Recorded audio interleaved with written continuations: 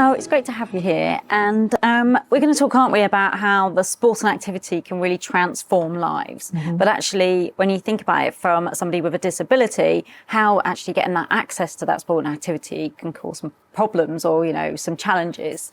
So do you want to start off by just telling us a little bit about yourself? Sure. I'm Tania Nadarajah, and as David said, I'm a Paralympic archer. I competed at the 2016 Paralympic Games.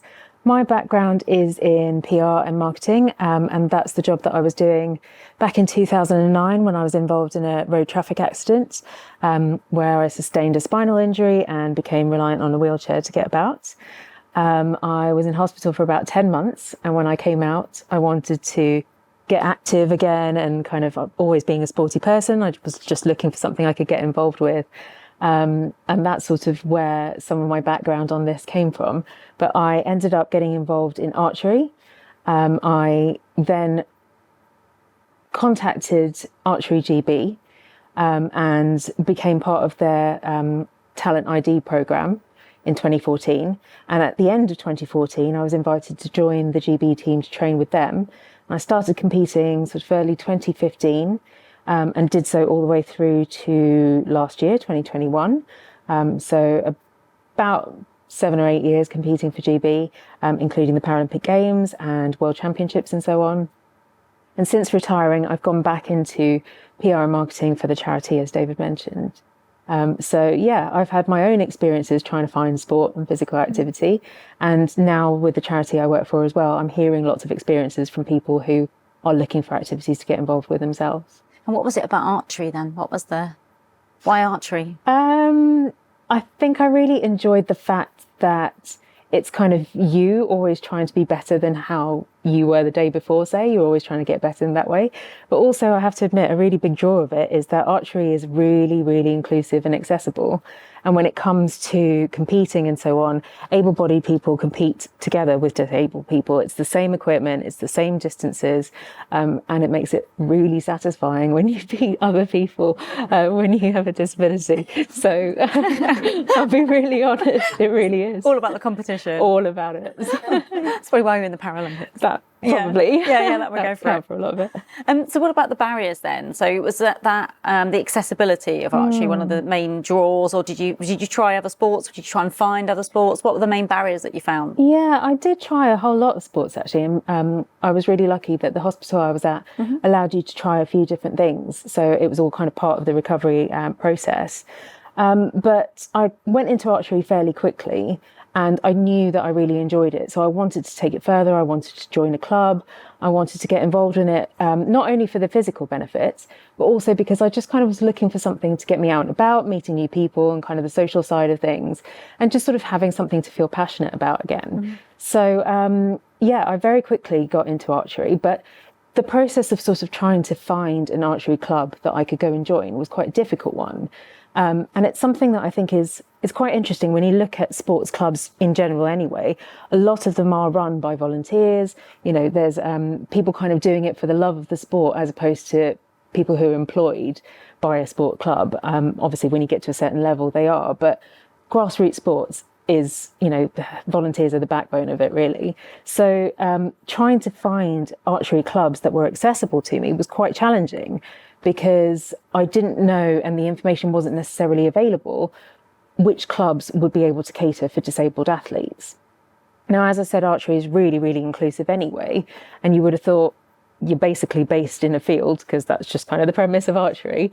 But there's elements of it like, are clubhouses accessible? Can you get to an accessible toilet? Is there parking available? Quite often, because it is sports field, is the parking miles away and over a load of gravel that you're trying to get across with your equipment? Lots and lots of questions exist before you think, okay, that's the club for me and that's what I can go to. And I was contacting a lot of clubs, but because, again, they're run by volunteers, you're sort of relying on people to get back to you, and it can be quite a long, arduous process. So it was quite difficult. And in the end, I ended up actually contacting a specialist disability archery club, because I thought, well, they're going to be geared up for it. They're going to give me the answers to the questions that I'm looking for. And that's what I did. But I think part of that as well made me think, well, that's a shame, because, you know, it's like a missed opportunity. I could have joined any club theoretically, but I felt like I had to go to a disability archery club. And that's I wonder if that's a lot of disabled people's experiences, and we're sort of missing a trick there in getting people kind of to be included more in general archery clubs. So yeah, that was a kind of important insight for me. Yeah, it's interesting, isn't it? Because actually you're being almost designed out of the sport rather than actually being accommodated in everything. Because actually, it's really inclusive if people consider that just going that extra step for someone. That's exactly it. So what's some of the information then that you think that they would need so you wouldn't have to, I mean, in this day and age, isn't it, not many people actually do ring up anymore, so contact, so you just want it at your fingertips, isn't it? So what's the sort of information? You said, some of the parking, there's just some of the things that just need to be basic. I think if you understand that there are certain basic things, then you sort of feel like, okay, that's some of the big hurdles that are overcome, and therefore I would feel like I can be welcomed at this particular place. So, for example, just the things I've mentioned, like, is there an accessible loo? So, for example, one of the clubs that I shot at, when I was sort of more comfortable going out and joining archery clubs, one of the clubs I shot at for around 2 years, actually, including when I was training for the Paralympic Games, they had a clubhouse and the loo wasn't accessible. And quite often I would do archery shoots, which were all-day shoots. So when we had the lunch break, I had to get in my car, drive home, go to the loo, grab some lunch and come back again. And it was lucky that it was only a 7-minute drive. But when you're saying to an entire archery club, can you just make sure you don't start until I get back again? That's not great. And it's not by design, and it's not by anyone sort of deliberately trying to exclude, but quite often archery clubs are using shared use fields and things like that, maybe hiring a field from a school or another sports club and so on. So sometimes it's not possible to have those kind of accessible facilities. But if a club does, for example, then it's useful to know that, because immediately, if there was an ability to search for that, okay, well, they are somewhat set up to cater for a disabled athlete, and I will be welcome there. So there is information that I think could be shared to make it clear that there are steps being overcome, and that would kind of give you the confidence to go, okay, maybe this is the one for me, and let me contact them and find a bit more. But when you find nothing, like you say, when you're Googling clubs, looking on an activity finder, whatever it may be, when you find nothing, you just know you have a lot of hoops to jump through to find the information that you're looking for. Yeah, it's a barrier straight up, isn't it? Straight away, yeah. Even if you want to get involved in it, you might be defeated just by those sorts of things. Yeah, so is there any standard that then gives that accessibility that can be built upon? Because obviously we're working with the OpenActive standard, and we're looking at that, making sure that actually it's looking at those requirements so we can build that into the data standard to make that information more available. So is there any standards that exist today then that people can use that would help them with that? Was it just, obviously we're starting from a blank sheet of paper really? Yeah, I think I don't know that there is a standard at the moment. I think it's so subjective at this moment in time, and it's left open to people to kind of, first of all, assess what they think is important to share, and then actually share that. And sometimes it just involves a little bit more thinking and thinking outside of the box and outside of your own viewpoint to think, actually, this might be something that's useful for people to know. But because it is so subjective, there's just huge variation across all sorts of activities in what people do share. And because there isn't that standardization, it's difficult to find the information that you're looking for. So I think we should kind of be coming from a place where there is standardized questions that are asked and information that is good protocol to share, as opposed to sort of leaving it to people to make their own assessments about it, really. And it's something to shout about, isn't it? Because actually, if you've got all this accessibility, then that's really good for the data publisher, for the club who's got those facilities to be able to publish the data. That means that it's going to be inclusive of everybody. So it's a win-win, isn't it, for that side of things? And I mean, the data's not unknown. It's known by people. Providers will know, clubs will know what their facilities are like, but it's almost like it's a well-guarded secret. It's just not disseminated well enough that people can then access that and kind of feel comfortable that that's what they're looking for. But yeah, the information is out there, particularly when you look at things like leisure centres and things like that. They obviously know what's available and what facilities are at their own facility. So why not share that information? Yeah, in a standardised way that can be brought together and then allow you to have that choice, isn't it? Because Exactly. it must be frustrating. I was just thinking, because when I travelled in the other day on the tube, I was looking at the London Underground and the limited number of stations that are accessible by wheelchair. And you just think, all those barriers. So what does impact do all these barriers have on you? How does it make you feel when you're having to always constantly come up against some of these almost like lack of design, aren't they? Yeah, it is. It's just a shame. It feels so limiting because you just don't feel that you can fully get involved and participate in things that you want to. It requires a huge amount of planning beforehand. And that's the thing that I think I really struggled with in the beginning, because I was very much a kind of, not necessarily impulsive, but you certainly kind of think, I want to feel free to be able to get involved in something when I want to do it. But actually, you don't have that option. You have to plan things, you have to contact people, you have to ask questions, and it's not just freely available to you. And you don't feel necessarily always included, and that's a real shame as well. But for things like travel, for example, yeah, it's an absolute nightmare. But if you imagine as well the cumulative effects that all of those little instances have over the course of an average day or week for a disabled person, it's just wearying after a while.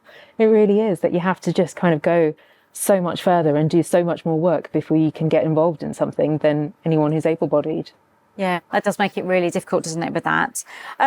So how do you think we go about then creating these opportunities for everybody? What do you think the different people need to do? Because obviously you say there's some of the smaller ones like the clubs, there's the publishers, there's so many people involved. What do you think they need to do to make these opportunities available for everybody? Yeah, well, like you've touched on already, standardising some of the questions that are asked and the information that needs to be shared, I think that would be really useful in kind of coming up with a minimum standard, basically. For people to really start thinking about what's available and there, the people who are actually assessing their own facilities and putting together this information, it would be great if they start thinking kind of a bit outside of the box and think about what information is useful for people with disabilities to know, learning how to kind of communicate that with people, and even in things like how they market services or, classes or whatever it is that they're putting on, thinking about how they kind of word that and advertise that to make it feel more inclusive. The thing I'm always passionate about is trying to incorporate inclusivity kind of straight from the start of things, from the creation of them all the way through to delivery, because what you often find is that people actually come up with a service, a facility, whatever it may be, and sort of somewhere near the end go, how do we make this more inclusive? And that's when you're going to run into problems, because it hasn't been built in right from the start. So considering it from the start, I think, is a really important thing. But then, yeah, just sharing the information. I'm yet to meet any disabled person who's gone, oh, there's too much information available, I just can't stand it. I don't think it's ever happened yet. So yes, share. But if you don't even know what to share, ask. There's plenty of people, who'd be willing to help, to co-produce things, to get involved, and actually for the greater good and to make things more accessible for everybody. There are so many people available out there who are actually willing to kind of give you feedback and things straight from the start. So ask. Yeah, so it's about that design thinking, isn't it? Is the big one. So what have you got any examples of some like bad horror story ones, or what's the worst one? What's the best? Yeah. Oh, it's so many examples, but I think in terms of good examples from a kind of non-sporting perspective, and I mentioned this a little bit on the summit that I spoke at previously, I used to compete all around the country and kind of go around to different clubs all around the country throughout the competitive season. And there was always one or two hotel chains that I would use every single time, because they made it so easy to book an accessible room right from their website. So most hotels that you go to, you might be able to search on their website to see if they have an accessible room, but you won't be able to see if that room is available on the times that you wanted to. You won't know what the price is of it until you actually call that hotel, speak to someone, ask more questions, etc., etc. So once you find, like I did, a couple of hotel chains that allow you to do that straight from the homepage, and it's genuinely as simple as when you're going in to put in your room requirements, single, double, accessible. Simple as that. That's it. Doesn't require a huge amount of effort. I can see what the price is. I can see what the availability is. And those are my go-tos that I went to every single time. Now, given that I competed for about 8 years, that's a lot of hotel bookings that I've done. And if you think about the spend then, cumulatively over the years, that's the spend that other hotels have missed out on just because they've made it more difficult for someone with a disability to book with them. So that, I think, is a really good example of actually when you start removing those barriers, people will come back to you over and over again because you're making it simple for them. And it's the same in every sense, I think, of life, that the simpler that you make it, the more people will just come back to you. Yeah, it sounds amazing, doesn't it? Because it doesn't sound like rocket science, No, does it? it's really It's not not. like, the most complex thing you ever need to That's do. it. It's just making it really simple. And so have you seen any examples of that in the sporting sector where it's been like that? Or is it still, it's still got a long way to go with the activities? It has some way to go still, I think. But yeah, there's definitely examples where people are getting it right. And for example, some of the providers that you've worked with, people like Parasport, they are there to collate a lot of this information and a lot of activities in one place that you can go and look at and search as to what might be suitable for you. And I think it's an important step in what we're trying to achieve here. But obviously, it's about people getting involved, knowing that they can put their information and that data up on sites such as this to kind of advertise their services and facilities and so on to people with disabilities and make it more inclusive. But then also, people need to know that they can go there to find that information. And I think that's the second part of it, is people being aware. So it would be great if at some point we can come up with a website that is the go-to for people. So in as much as you would think, for example, if you wanted to book a hotel or a flight somewhere or whatever, you might go to somewhere like booking.com. Right, wouldn't it be great to have that sort of equivalent when you're thinking about, right, I want to book an activity for someone with a disability? Because at the moment, there are probably a few different places to go to. And that, again, is a bit of an annoyance in itself because you can't find one definitive place.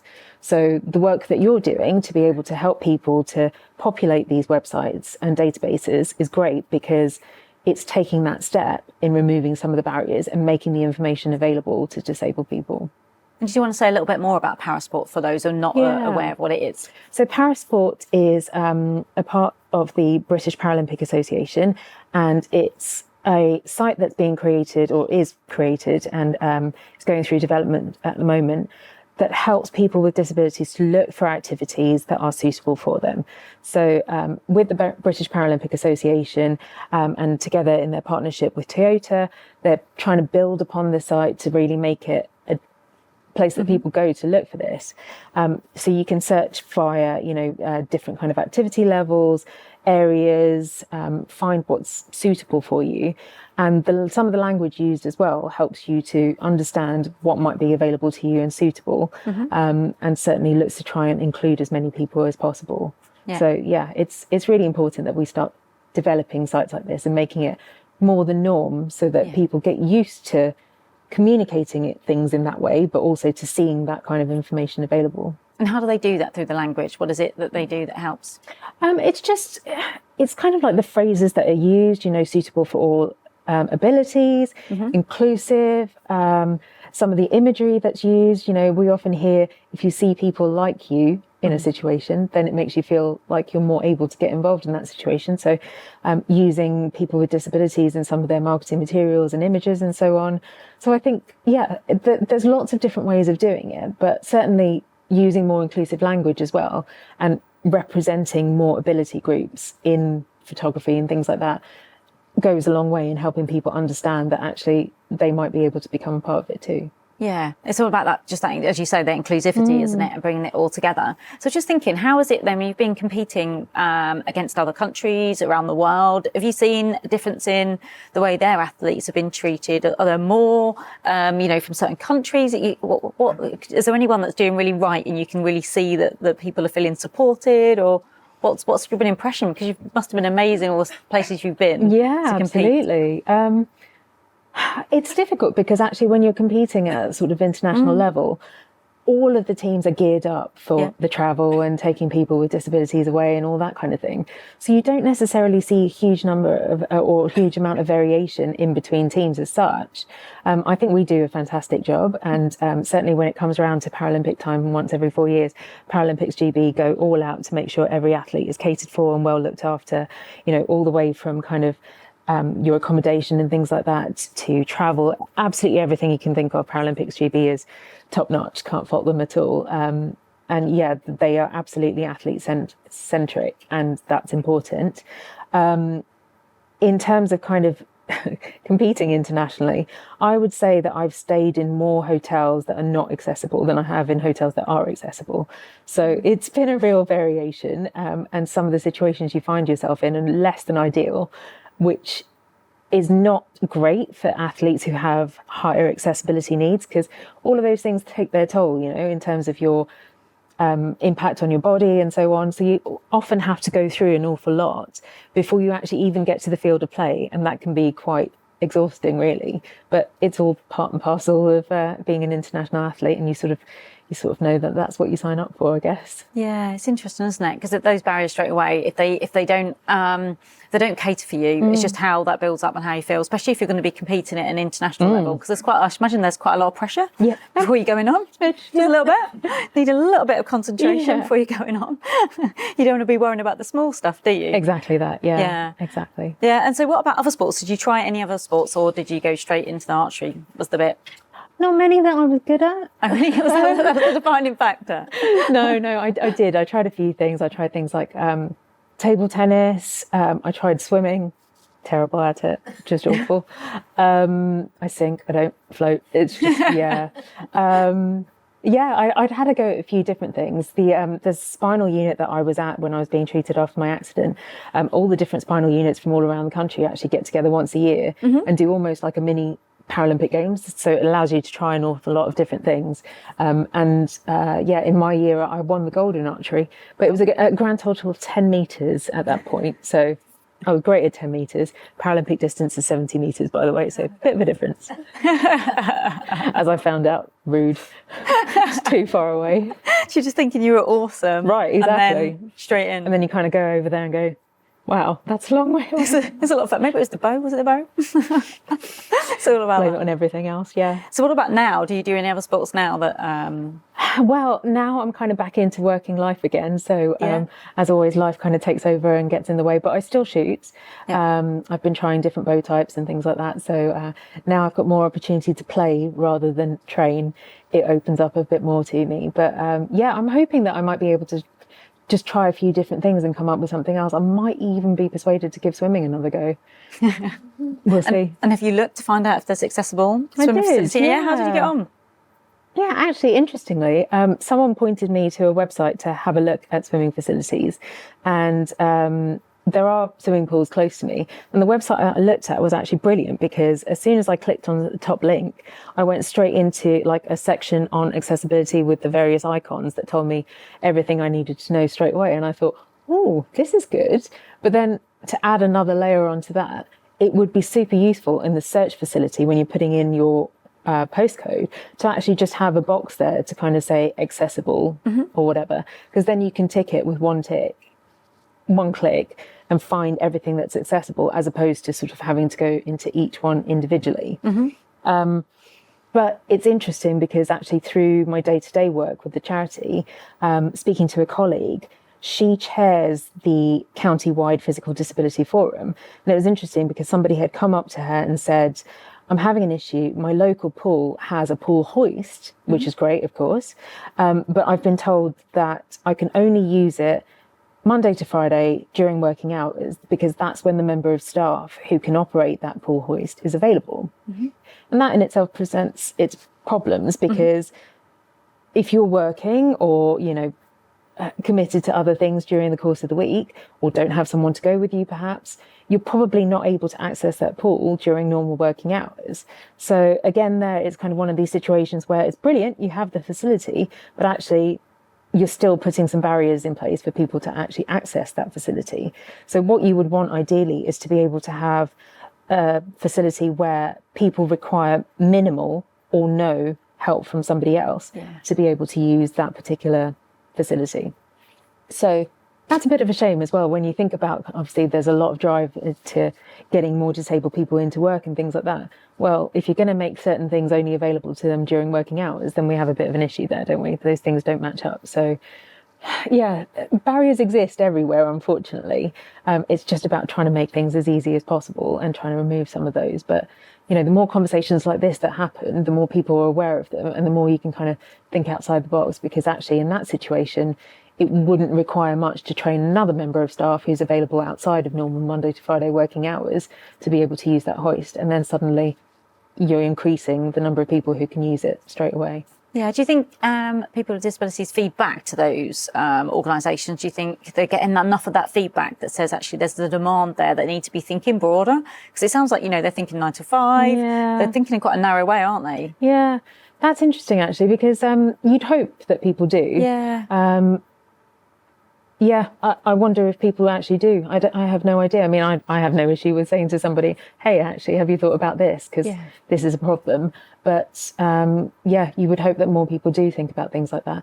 And like I said, conversations like this go a long way, because actually the more people hear about things and hear about the problems that are faced, then the more that they might be able to think laterally and think, oh, actually, what if we were to do this at our own facility? That might make things easier for more people to access it. So yeah, it all helps really. And it made me think actually, because when you go on, if you're Googling for a search, you want to find an image, you can do the ones, can't you, that are free to reuse or reshare, and then the ones that are commercially licensed. You can, just for images, there's a tick box there where you can do that. Yeah. That actually, for some of the things for accessibility, you've not got that. So it's really interesting. You can get an image, but you can't get the stuff that actually makes a massive difference to people's lives. Yeah.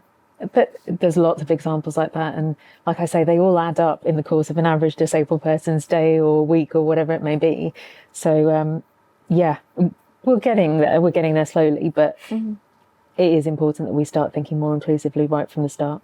Yeah, and do you think there's anything, because you've obviously travelled all around the country, are some places better than others? We often talk about the north-south divide, or is that it just doesn't matter for this actually, it's consistent across It varies wherever? so much. I mean, luckily we have a lot of history and so on, so a lot of places just aren't accessible by the very fact that they're old buildings or cobbled streets or whatever it may be. And certain other countries, when you look at, for example, the States, accessibility is a lot better, but that's just because they don't have necessarily as old buildings as we do. So lots of things you're sort of, by design, as you said before, you're sort of kind of left out of purely because you can't physically get to that place. Yeah.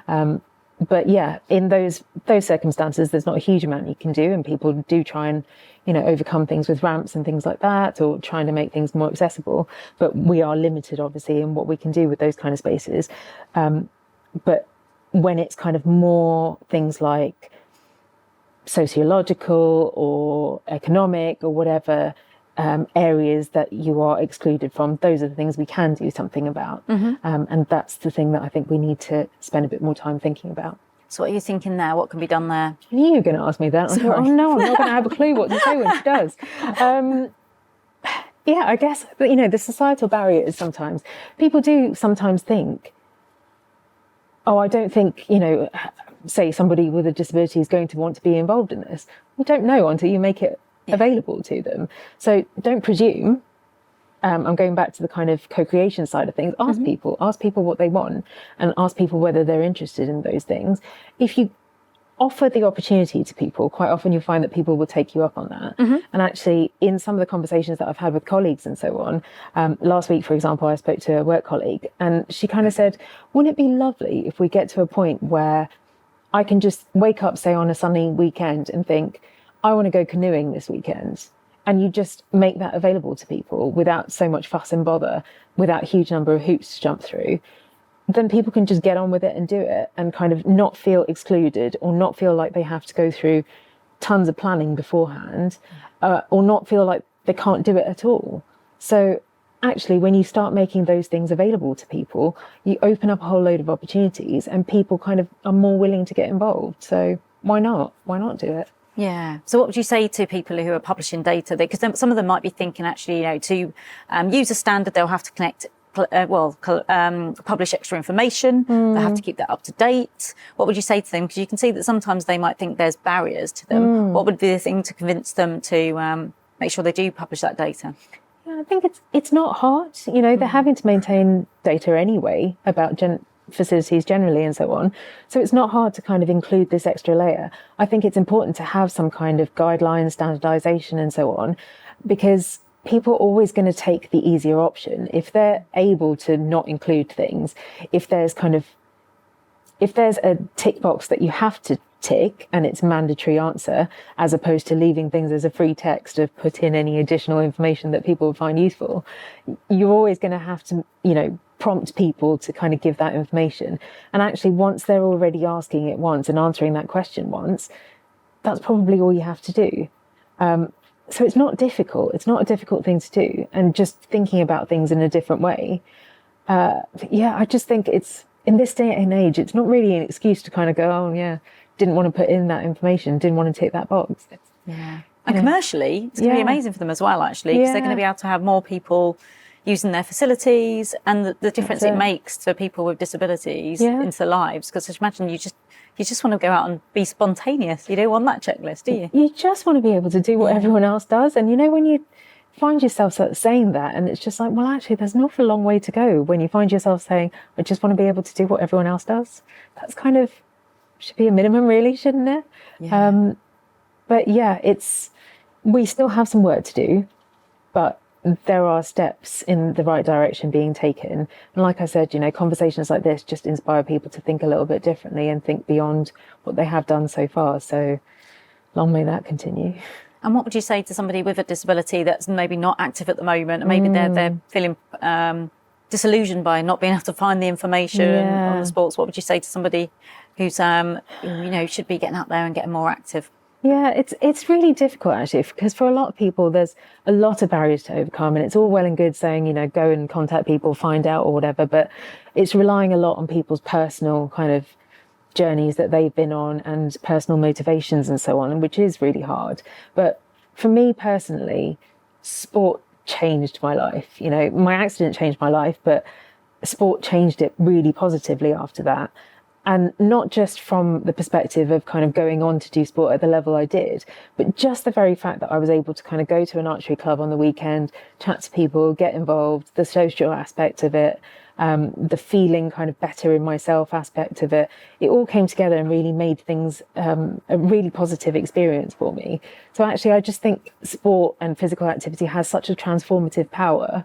And that should be available to people with disabilities or long-term health conditions, because it is really important. That's why people, social prescribers, people work in adult social care, all of those kind of areas are prompting people to do that and encouraging people to do that. There is a really good reason for it. So for people with disabilities, I think go out there, seek out those opportunities, get motivated to become involved. It might not be the most straightforward thing ever, but usually with a little bit of kind of effort on both sides, you'll find something that's suitable for you. And once you do, it's really special. So it's important that people get involved. No, that sounds a great bit of advice. And I suppose it'll be, if you can't get access to that information, then it's to ask them for it, put that pressure on, because actually then if they can adopt these standards, then that can really help then making the future of this a lot easier to access sport generally. Yeah, and like you said, feedback, if things aren't working, feedback to people about it.